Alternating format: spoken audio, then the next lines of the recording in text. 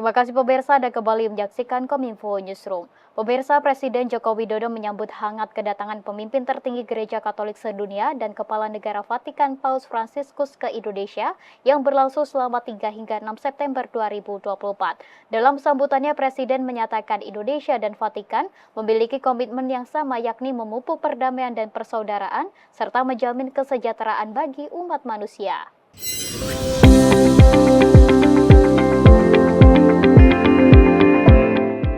Presiden Joko Widodo beri sambutan selamat datang kepada pemimpin tertinggi Gereja Katolik sedunia, Paus Fransiskus, dalam kunjungannya ke Indonesia pada tanggal 3 hingga 6 September 2024. Dalam sambutannya, Presiden Joko Widodo menyampaikan komitmen Indonesia bersama Vatikan untuk mengusung perdamaian dunia serta kesejahteraan bagi umat manusia.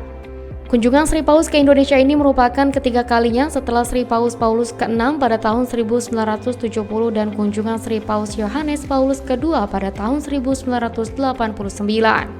Paus Fransiskus dijadwalkan tiba di Indonesia pada Selasa sekitar pukul 11.30 waktu Indonesia Barat melalui Bandara Internasional Soekarno-Hatta, Tangerang. Lalu keesokan harinya atau pada 4 September 2024, pemimpin umat Katolik itu dijadwalkan bertemu Presiden Joko Widodo di Istana Merdeka, Jakarta.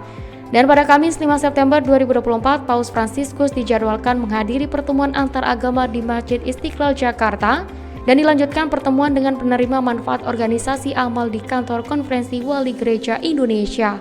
Saya atas nama rakyat Indonesia menyambut hangat dan terima kasih atas kunjungan yang teramat mulia Paus Fransiskus ke Indonesia. Selamat datang yang teramat mulia Sri Paus Fransiskus ke Indonesia.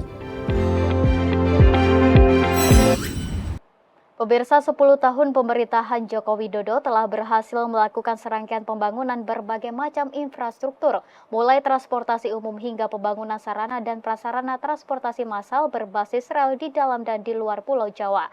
Keterlibatan pemerintah dalam memajukan sektor ini telah menjadi kunci untuk mendorong pertumbuhan ekonomi yang berkelanjutan, khususnya bagi wilayah 3T agar terkoneksi satu sama lainnya dalam NKRI.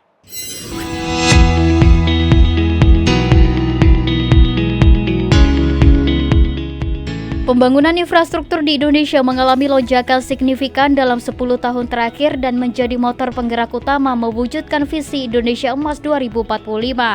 Presiden Joko Widodo telah melakukan berbagai inisiatif pembangunan yang bersifat Indonesia sentris, yakni merata di seluruh wilayah Indonesia, termasuk daerah-daerah terpencil dan terluar. Staf Ahli Bidang Teknologi, Industri, dan Lingkungan Kementerian Pekerjaan Umum dan Perumahan Rakyat Endra Atmawijaya mengatakan, hingga akhir tahun ini Indonesia akan memiliki 500 km jalan tol baru. Adapun 500 km tol jalan baru yang akan diresmikan dalam waktu dekat diantaranya berada di wilayah Aceh, Sumatera Utara, Solo, Yogyakarta, hingga Ibu Kota Negara Nusantara. Dengan total jalan tol baru yang diinisiasi oleh Presiden Joko Widodo pada tahun ini, ditargetkan akan tembus sepanjang 2.700 km. Selain membangun 2.700 km tol baru, selama kepemimpinannya Presiden juga telah membangun 366.000 km jalan desa, 1,9 juta meter jembatan desa, 6.000 km jalan nasional, 50 pelabuhan dan bandara baru, 43 bendungan, dan 1,1 juta hektar jaringan irigasi baru. Komitmen menggarap sektor infrastruktur itu juga berhasil menekan angka biaya logistik dari sebelumnya mencapai 24% menjadi 14% di tahun 2023. Nah, 6.000 km itu terutama di Trans Papua, perbatasan Kalimantan, perbatasan NTT, kemudian di lintas selatan Jawa. Nah, itu jalan-jalan baru kita yang memang kita maksudkan untuk membangun konektivitas. Kemudian di jalan tol kita juga terus lakukan penambahan jalan tol baru dan jaringan jalan tol, baik itu di kota-kota metropolitan kita dan di sistem regional kita. Misalkan Trans Jawa itu berhasil terhubung ya, Trans Sumatera kita sudah bisa mulai, itu sudah sekitar 850 km jalan tolnya sudah fungsional sekarang. Nah, total tambahan jalan tol baru itu 2.700 nanti kalau kita hitung sampai tahun 2024 akhir. Kita Kita beralih ke informasi lainnya pemirsa, pemerintah melalui Kementerian Kelautan dan Perikanan mendorong eksportir udang dan asosiasi untuk lebih bersinergi bersama pemerintah dalam menghadapi kasus tuduhan dumping udang di Amerika Serikat. Selain itu, pemerintah juga telah menyiapkan sejumlah strategi pembelaan dalam memperjuangkan peluang agar Indonesia terbebas dari tuduhan dumping udang.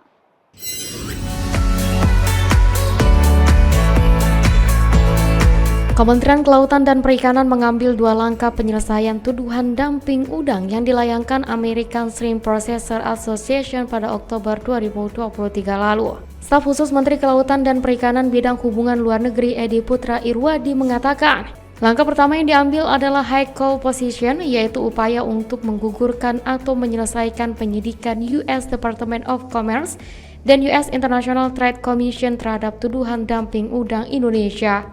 Langkah berikutnya adalah fallback position yang menargetkan penurunan margin dumping Indonesia. Sebelumnya, USDOC telah mengeluarkan keputusan sementara pada 25 Maret 2024 yang menyatakan pemerintah Indonesia tidak terbukti melakukan subsidi harga ekspor udang di Amerika Serikat. Hasil investigasi anti-dumping pada 23 Mei 2024 juga menyebutkan 2 eksportir udang Indonesia, PT Bahari Makmur Sejati dan PT First Marine Seafood, memiliki margin dumping sebesar 0% dan 6,3%.